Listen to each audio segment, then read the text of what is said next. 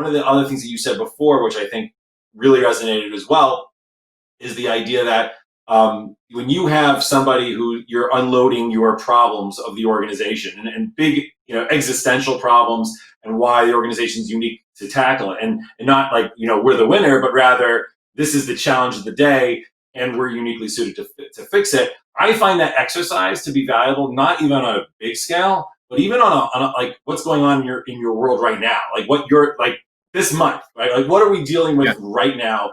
What's the challenge? And I'll bring those type of things up especially when I think the person across the table from me might have some insight or value to bring to that challenge. Because I think ultimately what we're describing is, and first of all, doing that on that smaller scale creates a higher sense of urgency. It's more tangible because it's not some like esoteric big idea that you're trying to tackle, but rather like we need to figure this out in the next 2 weeks, right? That creates something like, okay, well, let's come up with solutions. And in either case, whether it's a short-term issue or a bigger organizational issue, a challenge that they're trying to overcome, it's getting the donor to think in terms of we, right? Like you're getting them to say, what can we do? Like that's what you're looking for at that moment. And I know we've had conversations about this in the past, but like that's the thing that we're really looking for. And it's like that, almost like they've moved from the opposite side of the table and they've come to sit on your side of the table to tackle the same issue as you. And that's really when you've got them in a bigger way. It doesn't mean you've got them for forever.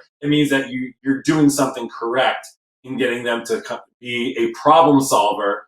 And people support what they help to create, or what they help to work on. So if they are expending their energies on trying to come up with real solutions, whether it's an introduction to somebody, whether it's their technical expertise, if they're uniquely positioned in technology and finance, and they're a CTO of Morgan Stanley, and that their skills might be uniquely suited for your challenge at your organization, that's absolutely something you should bring up with them, because they'll immediately pull down the board and start writing all, what their ideas and solutions to your problem. And it gives you permission to engage them further, because the moment they start making recommendations, now you can go back to them in a week's time and say, hey, I took your recommendations. This is what I've done with them. And this is the repercussions, or the positive repercussions, or the negative, whatever is going on. And you have that permission to continue the dialogue with them and engage with them further. That can't happen if you go in there, I, me, all about you, we're the winner, we're the best. Using a dating analogy, if a woman or a man sitting across from you is talking about themselves the entire time, right? Like we've all had those situations where the person across from you is all about themselves.